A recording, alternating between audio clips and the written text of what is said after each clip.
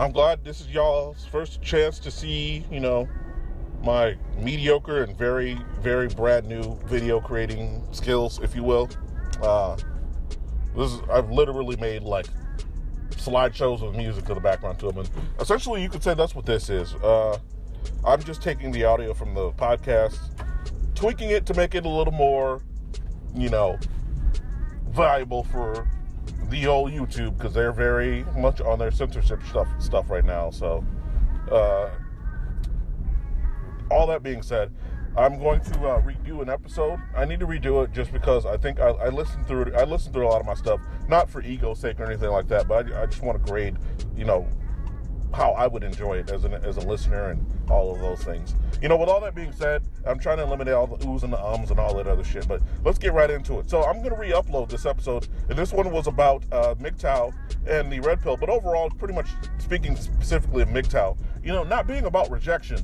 The idea that, MGTOW is just male feminism for men, and they're bitter, hurt men that it was about rejection. And while there is an element of young men who've been rejected by women, or who are like 20 and had one bad relationship, because a lot of dudes are like that, man. A lot of dudes, when we say AWOL, we have to remember that we as men are like that as well, and that men, we are also prone to, quote unquote, being hurt, as women love to call it, reacting emotionally, making stupid decisions, and the idea that we have this internal, thing to kind of lump everybody into a particular group.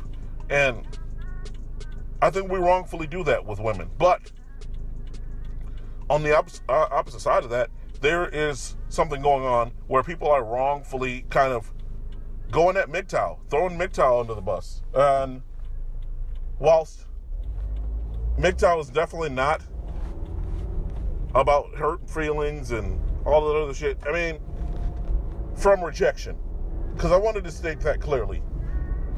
The idea that a man can't be hurt, shouldn't be hurt, shouldn't make a decision based off of that pain.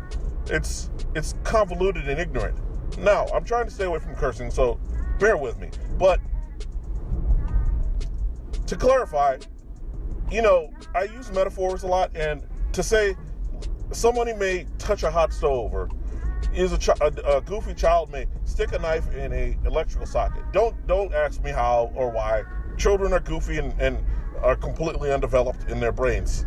It's utterly a fact. And the only reason people, may say some radical things in the MGTOW community, like the fairer sex, I'll say it like that, being akin to children, is because morally they are closer to children than they are adult men.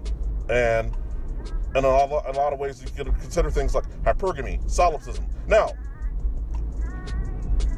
solipsism in layman's terms, or in another way, you could just say is self-preservation, or thinking of oneself, caring about oneself. There's actually nothing wrong with that, and I wish men were a little more solipsistic if we really wanted to break that down. But hypergamy, again, it's another thing that's not bad. I will say hypergamy is bad because the government's kind of stepped in and usurped the entire process of hypergamy. Hypergamy was women would, date up, or, court up. Before whore culture, it was about courtship, so it was pretty much like, she would have a lot of suitors, guys would be taken out to dinner, some guys, the whole free food thing. Maybe it was unspoken back then. Now chicks are like, I literally have food dudes, and I'll flake on food dudes half the time, blah, blah, blah. You know how females are. But, let's go back to the quote-unquote traditionalism. The idea with traditionalists is like, court a woman, treat her like this, pull your chair out, be polite, and all these things. All these things traditionalists say will lead you straight down fucking, incel territory. And I didn't mean to curse, but I'll have to crop that out. It literally goes straight to incel territory if you were to be the gentleman that they demand that you be. It's a bit weird. And it's a part of the dual mating strategy, which I'm not here to talk about. I'll make another video about that. But MGTOW, you could say it comes from a place of pain, but not the type of pain that everybody who's a detractor will say. A lot of creators, particularly a lot of African American creators in the manosphere, have been very critical, and that is ignorance, I think, in their part. There's a lot of ignorance there. And here's the thing.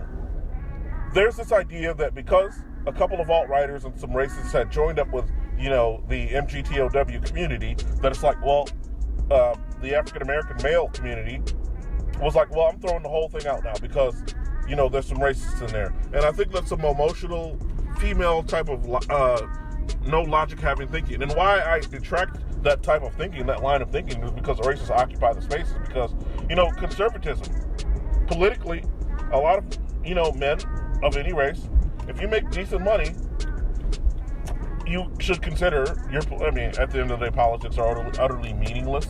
But, a man would be wise to consider different avenues other than being liberal, particularly men of color. Only being liberal. It's pretty skewed. Like, men of color are starting to flip a little bit, but for the most part, we are only liberal. Like, literally only liberal. And there's only one voice in the House, and that's my biggest concern, more than having more conservative males amongst the men of color. Isn't so much my goal as much as, there being more than one opinion. I'm a big fan of peer review. And in, dumbasses terms, I'll curse a little bit, I'm sorry. Peer review is what scientists do to kind of verify, you know what I'm saying? It's like a verification process. Hypotheses are ran,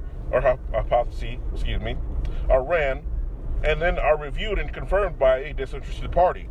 That is peer review. And to the untrained eye, a lot of people are like, no, just be blindly liberal, don't ask any questions. And there it goes on both sides. There's conservatives that are the same way. I spoke on one of my podcasts about how Nipsey Hussle, they were talking about his charity and whatnot on Ben Shapiro's page and the Daily Wire. A few conservative outlets had spoke on it, for the tragedy that it was. And most of the conservative mouth-breathing, cousin banging, I won't say, I'll try to cut back on the cursing. The cousin thumpers were like, oh, he's a thug.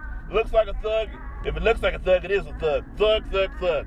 And thug, at one point, when the last time I was liberal, I was like, there's a reason, people of color feel a certain way about this and why they're all liberal. And I spoke that in the comment section of all these conservative pages that were trying to grieve for Nipsey Hussle. I didn't even know who the dude was, let's be real. But, once doing some due diligence, just a Google search on the charity and the stuff that man had done to give back,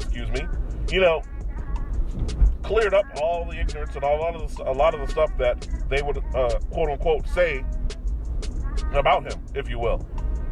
Now, my main concern in that sphere is the same concern I have with the liberal sphere. I spoke to them and I was like, I understand the jump to call out, bad actors in the black community as what is the real problem, because that's the conservative, that's their go-to, right? And in some ways they are right. In some ways they are correct in that by, instead of this whole, the white man did it, because that's the liberal stance, is white men did it, white men did it, white men did it. Even if a bunch of black people kill each other in record numbers in major cities, it's all somehow, some way, indirectly white men's fault. And they're, in some right way, pointing out, the fact that it is correct to point out that, yeah, it is your own community fucking up your own community. That's absolutely true. But I think there's some ignorance in that, because that's it becomes for the low IQ individual, that's like the go-to. That's like, well, now we no longer have to think. We no longer have to do research. It's kind of like police when it comes to crimes against women. There's no longer a mechanism or a will for them to put in any effort to do any actual police work. It's like, it's a crime against a woman, so the woman must be right, and the person she's accusing must be automatically wrong every single time. But, that's just a small point of what I've wanted to make about voices of contention. Now, given that, it sounds like I'm trying to step up against the voices of contention against MGTOW. And while I do contend with the guys who are on the more radical side, the outriders, the guys who feel that they can get themselves legislated pussy. Now, that's more of the incel portion of the community, or young men. What you guys don't understand, your sexual frustrations are due to hypergamy. That's all that really needs to be explained. You can't be mad at women. You can't hate women. They are simply doing what's in their nature. Come on. If you all really thought about it, and I know I'm all over the place, but let me get into MGTOW not being about rejection and hurt. But I'm speaking to that particular group right now. That group of men who's frustrated, young, what the black manosphere, or I guess men of color portion of the manosphere would consider, incels, and throw out the insults and ad hominem attacks at them. I think all of these insults are just so for low vibration, low frequency, no IQ having individuals to kind of dismiss any detraction or group that they may not like, debate they may not want to have. It's just a cop-out. Insults are a coward and a low IQ, no intellect having person's cop-out for debate. That's simply what it is. You have to realize and recognize what insults are. So when we talk about these men being like that, we have to understand that insults are where the dumb people dwell. And I don't want to go there. So when I use insult, I'm using it as a more of a definitive term than I am trying to insult anybody. Like I've spoken before how, a lot of my problems in life are from relationships and the shit that I've been through. In the same breath that I've also said that those men in the MGTOW community are in the wrong. But given all that, I'm not going to sit here and speak from hate, but I will kind of, I guess, go to bat for the incel community. Like, you guys got it all wrong. You guys are not paying the right price at the end of the day, because the prices I've paid to deal with the relationships that I've had, a part of me was like, if you were to lay every dime I've ever spent on dealing with women and all that on the table and let me get it all back and give me back my V card, but you put $200K on the table, I'll take the $200K cash back and I'll probably not be a virgin by the end of the day, but that's neither here or there. Yeah. So, just to close, let me just close out because I went all over the place. I like to rant. Y'all have to forgive me. And I'm going to try to keep these YouTube videos to like 10 minutes or so. Well, I'm a little bit over. So give me a minute or two to close. Like,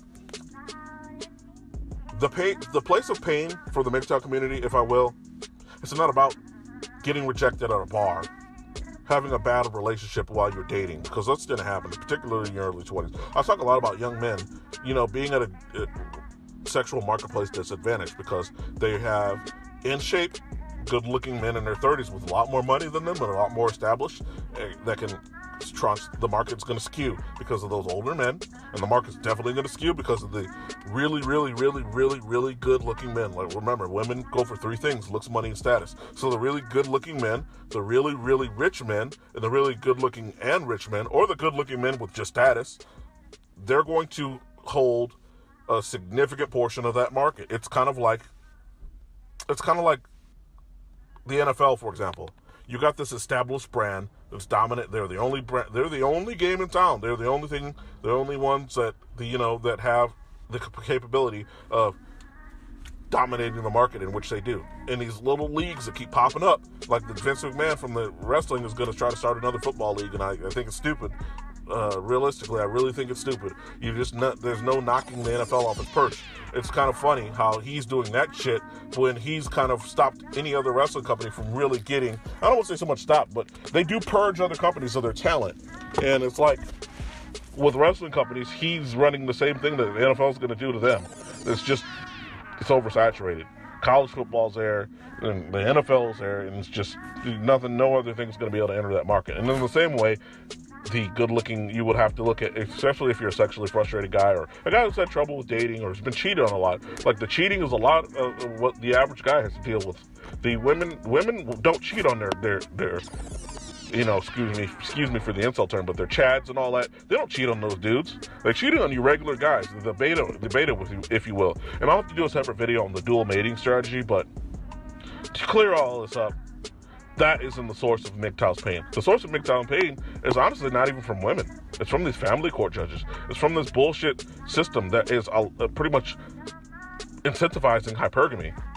It's from the system that's saying, hey, even if you don't marry a chick, you live together, so you need to give her alimony. If you date a chick, you're like, all right, I'm going to avoid marriage and just date this one girl for, ever. And, 10, 20 years later, the relationship fell apart, even though you didn't marry her, or whatever the case may be. It was a long-term relationships.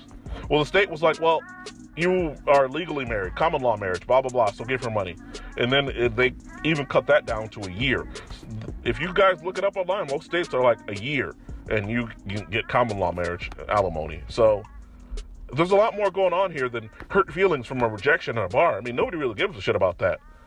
I mean, young men, sure, but let's be real. Why the fuck would an entire community sprout up because a couple of dudes got rejected at a fucking bar? It's deeper than it is. And we like I just said, it's about the lack of intelligence and the ability to kind of cop out, to use an insult to get out of the situation because you don't have the brain capacity to even deal with the situation, or to even abstract thought, to observe and use your mind to unravel certain things. And that's all that really is. So look deeper than, oh, they're just a bunch of virgins and hurt men who got rejected by a girl at a bar, or they had a bad relationship. No, dude. Men in their 20s go through bad relationships, but we're talking about these fucking judges in these family courts fucking men over every day. And every day there's a new fucking law, like that one in Arizona with the damn sperm and the fucking embryos and shit, where they took from that guy. And then the sperm bank thing, and it's just getting worse by the fucking day. That's what people are talking about. I know I said I wouldn't cuss, but, I'll probably stay from putting ads up on this shit just to keep, certain videos from getting flagged down. I really want this one to get out there, though. But y'all have a good one, fellas. This was my first video, and again, the background's probably going to be me driving around and shit. So y'all have a good one. I am out.